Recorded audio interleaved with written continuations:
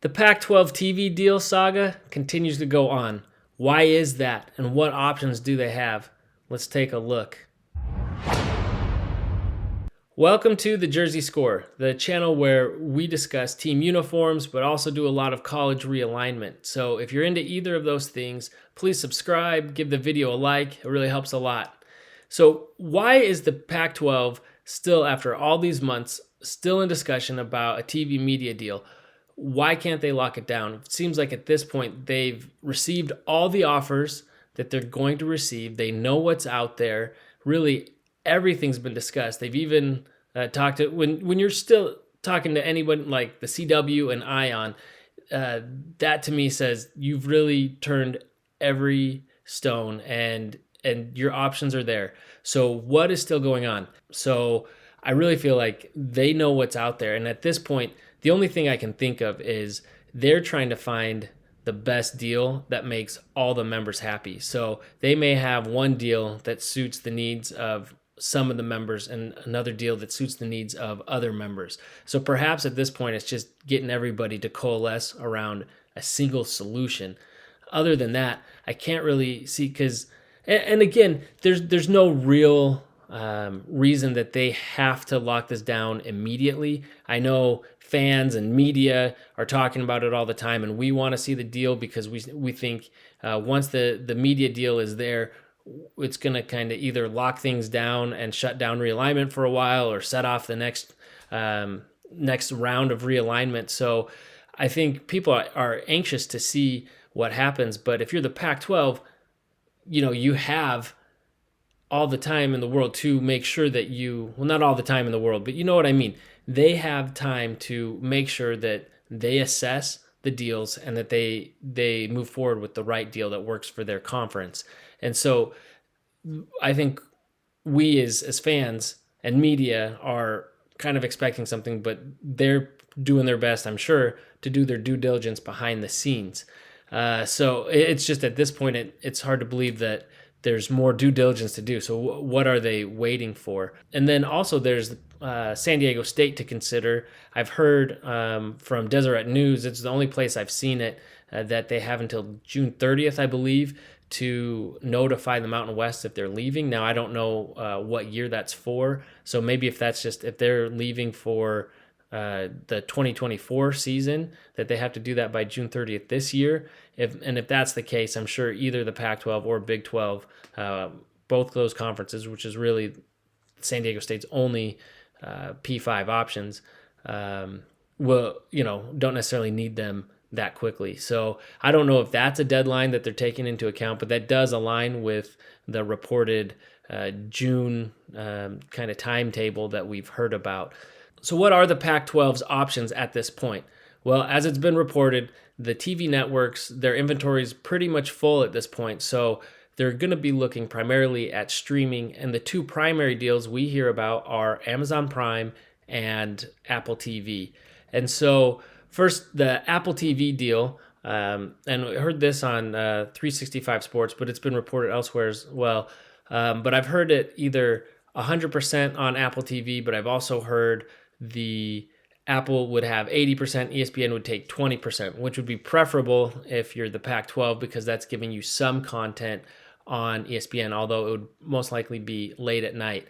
And so when they say 20%, I don't know if that's just the Pac-12 or the Pac staying at 10 teams, or even if they add additional teams, San Diego State, SMU, whoever, and they get to 12, would they still take, additional games to get closer to that 20%, or how that works? But as it is with 10 members, once you get in conference, that's one game a week on linear, with the rest of your games being on Apple TV. So a lot of people are down on this option because not only is it through streaming, but it's on one of the platforms with the least amount of subscribers. But for me, I'm a cord cutter. I watch all my sports, consume all my sports through streaming.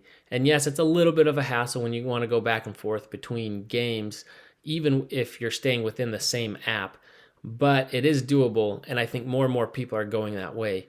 And also, at least it is accessible. So I think about when I was in Provo, going to school, and there were away games that were being broadcast on the mountain, and nobody had the mountain because it was only through Comcast or whoever it was through.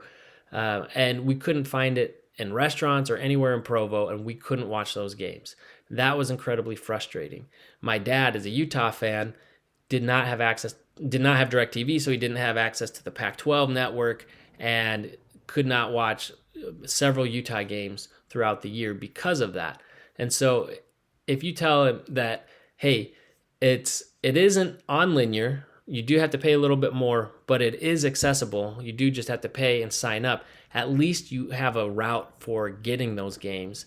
And so I think that that is definitely moving the right direction. So you still have the Pac-12 network. You still have a lot of games aired there. Not as much on ESPN as you'd prefer, but at least there is a simple solution to getting those games. And so for me, it doesn't sound that bad. The problem with it is that they're probably only going to get people subscribing that are fans of those teams. Am I really going to want to pay an additional fee for access to Pac-12 games when they're not really my team? Like, there might be some intriguing matchups, but are they really worth paying that additional fee? I don't know. Probably not. I mean, it might be worth it. You're saying, hey, we get some Ted Lasso or Severance or whatever. That could be an additional benefit. But how many people are going to do that, and for how long? That is the question. But again, at least it will be accessible for fans. And for me, I see that as a plus. And actually, one thing that crossed my mind is, and I haven't heard this anywhere. I don't know if HBO Max has come up. I know they have some with the women's national soccer team on there. I don't know if they have plans for any other sports, but I'm sure that the Pac-12 has had those conversations whether HBO is interested or not. Then on the other hand, we have the Amazon Prime deal, and it sounds like that instead of getting a package of all the Pac-12 games, is that they would have a marquee matchup to put on Friday evenings, which would work out well considering they've already been broadcasting the NFL on Thursday nights. And so Amazon Prime has a much broader reach than Apple TV, but people are already used to, hey, I turn this on, not really competing with other things on Thursday night, got NFL, watch that, say, hey, I'm still in the mood for some more football. I know I can go right to that same spot Friday night.